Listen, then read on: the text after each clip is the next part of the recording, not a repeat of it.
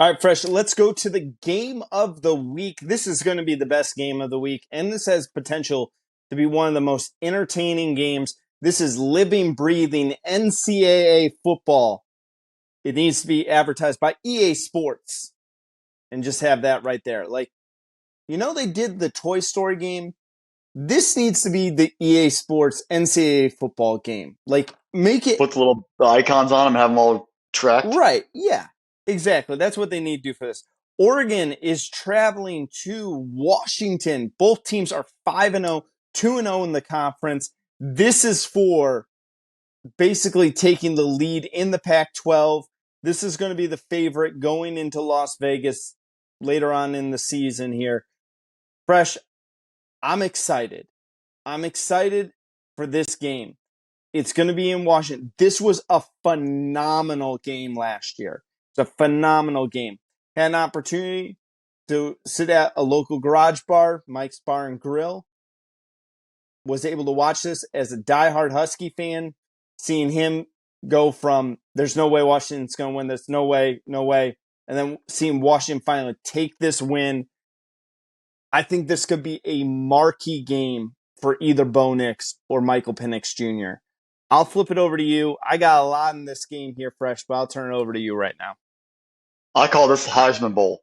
Ooh, Bo I Nix, like that. Michael Penix Jr., both very elite players right now. This is their chance to separate and pick one of them to play elite and put them at the top of the list. Now, if they both come out elite, they both maybe pass Caleb Williams and put themselves in 1-2. But this is a chance to, not that it's an individual sport, but which one of these guys showcases themselves on a national scale in a very big game. Get that Heisman moment on tape, for everyone in the nation to see. Last year's matchup in Eugene, there was injury by the center for Oregon was kind of hurt. Bo Nix was dinged up late. Had a bad throw, some pressure on the quarterback. They couldn't get the job done. This year, going to beautiful stadium overlooking the lake there in Seattle. Boats in the water, people tailgating out in the water. Really, really great scene all around. Loud Seahawk fans, Sounders fans, Mariners fans, Kraken fans, Supersonics. I don't care who you are. The fan bases up there in the Pacific Northwest are rabid. I think it's the best way to probably put it. That's going to be a hostile environment on Saturday afternoon. Bo Nix going in there. How is he and that Franklin and his receivers? How does that offense really keep the flow going? How does Penix Jr. take advantage of this one and have another big day with his big receiving core? Which coach is on the same page? DeBoer, your offense has been absolutely fantastic. You've been clicking on all cylinders. This is your first real test, though, for the year. They haven't played anyone that's really gotten me truly scared that they're not going to have the chance to win the football game. This is the big test for the Huskies. Are you really to continue to layer off what you did last year and take it to the next step? From the other Oregon side, Dan Lanning, you were brought here for defense. You already showed the world what you could do to Shedeur Sanders and that Colorado offense. You shut them down. This is your next chance. Can you shut down Michael Penix Jr.? You haven't played USC either, so you've already had one showing versus Washington, and you got beat by Michael Penix Jr. in this Husky offense. What tweaks do you have? What surprises? What adjustments can you make going on the road? As we've said it multiple times, you were brought to Oregon to play defense and to prepare the Oregon program to defend against Washington, to defend against UNC, specifically Lincoln Riley's offense. That's why you're there. Oregon usually goes out and gets whoever they want, whenever they want. They got you for a reason to bring that Georgia defense mentality and what you have built them, been through Alabama, been at Georgia, up to Oregon. Now is another game we have got to showcase that defense and showcase that organization and that depth and that program that you've built. Can you get it done on the road? If you want to be a truly great head coach and get Oregon to that next level, you've got to get here. Kellen DeBoer, people really didn't know who he was. Had a lot of success, went to Frozen State, tore it up for a while. Last year kind of burst on the scene with them. People still don't believe in the Huskies.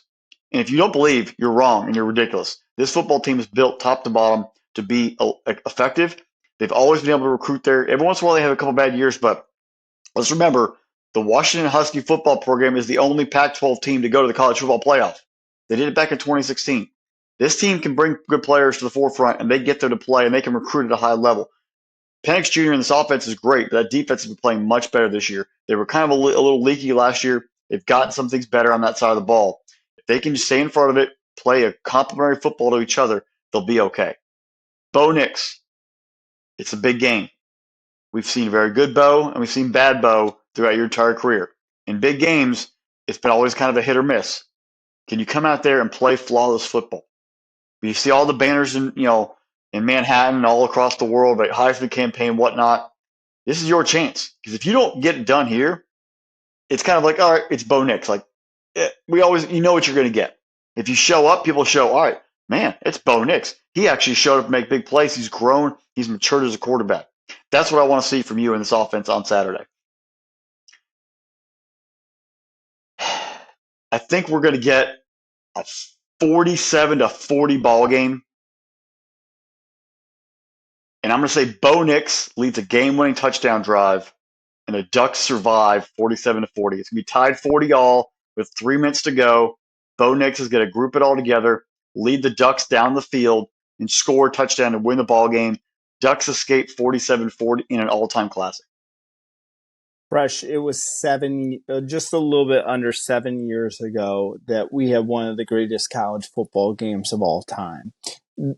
There's some remnants of that game. And the game I'm referring to happened on October 22nd, which would be a week later, but this is 2016. And it's the Oklahoma Sooners versus the Texas Tech Red Raiders. Patrick Mahomes, Baker Mayfield, their final score is 66-59. There's like 1,600 yards of total offense, 1,700 yards of total offense, something crazy like that. Both of them, I think Baker threw for like 7 touchdowns. Mahomes threw like for 5. I don't know if they'll get to that level, but I think that this is going to be a game where show me. Let me show off. You did that. Okay, this is what I'm going to do down here. It's going to be interesting which defense shows up. Which defense is able to, take the football out of the other quarterback's hands maybe 2 or 3 drives in this game. I don't think you're going to be able to stop either one of these quarterbacks for an extended period of time. If they do, my hat's off to them. Great job out of you. I'm happy for you, and I'm going to try to find a defensive player out of the week out of this group here. But you're looking at both these offenses. These offenses are prolific. They are absolutely unstoppable. The thing that when I was looking at Washington, we knew the passing attack was going to be really, really good. Dylan Johnson, impressive out of the young man there, because one of the things that we are very concerned with is that they had lost their running back to a season-ending knee injury here. And now the fact that they get him back, that he's kind of showed up here, 41 carries, 240 yards, 4 touchdowns there. He's been a nice balance. This is always going to be a pass-first offense. This is always going to be ball in Michael Penix Jr. hand. And kind of finding the 2 wide receivers wherever he can with them. But it's nice to see Washington starting to develop that running game there. Bo Nix, man, if it wasn't for Penix, we would be just talking him up a storm right now. 15 touchdowns on the year, only a single interception, and you got the man Clifford Franklin, one of my favorite wide receivers in the entire country. I really need to get in touch with Troy Franklin and just tell him, like, can you go by Clifford Franklin for like a game? Like, wait till the Civil War game at the end of the year. Go by Clifford Franklin in this game. Or like, I don't even remember the actor's name who played him. I'm terrible at that, but get him to like really get into it on this one. Fresh, I look at this and I'm trying to find like who has the advantage of this football game. Like you said, the weather's changing, but this is a 3:30 kickoff Eastern. That means it's going to be a 12:30 kickoff on the West Coast. So this is going to be in the middle of the day here. I kind of wish they would have moved this to the night game, but I get it. You got to put it at the 3:30 slot. I don't know. I can't see a individual advantage over one or the other. I think it's going to come down to who's going to have the ball last, which defense is going to create some pressure. Watch out for this. Washington only has 6 sacks on the season, but they've also gotten 8 interceptions. So they're not really getting to the quarterback, but maybe are they hurrying up the clock? Are they hurrying up Bo Nix's clock where he's thinking he sees something in the defense and he winds up throwing a making a poor judgment on the football here as well. Fresh, I really want, I really want to pick Oregon. I just can't. Penix, I've been riding the Penix Jr. hype train all year long. Michael Penix Jr. is my Heisman pick for the year. I still like him. I'm going Penix Jr., but I'm saying this is going to be an all-time classic. This is going to be one of the games that we talk in 2030 if we're still doing a podcast at that time.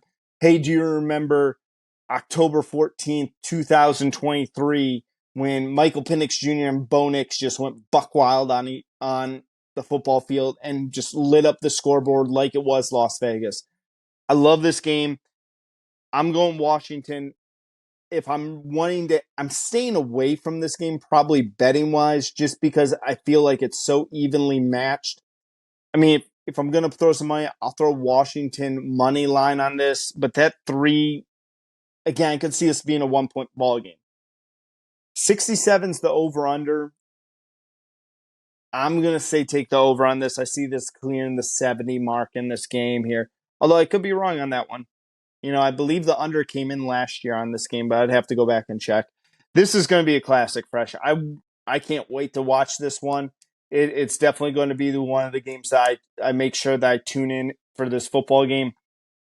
Oh, this is going to be a fantastic matchup. I mean, game day's there. You already know the fans are going to be really energized. And usually we see game day in Eugene, but game day going up to Seattle, I think those fans are going to be, it's been a while. And seeing them, they're going to be energized and ready to go. And I have just a gut feeling that Pat McAfee is going to do something very, very, very irrational during college game day on Saturday from Seattle. And it's going to really set the tone for a great afternoon. Yeah, it'll fit right in with us, man. It Irrational would. confidence. Join the club. Yeah, that'd be pretty legendary. I've come around on McAfee being on college game day. I actually enjoy him. He brings a little fun, a little energy, gets people fired up. I got a feeling he's going to do something really hilarious and completely out there that's going to get that crowd all off on their hinges.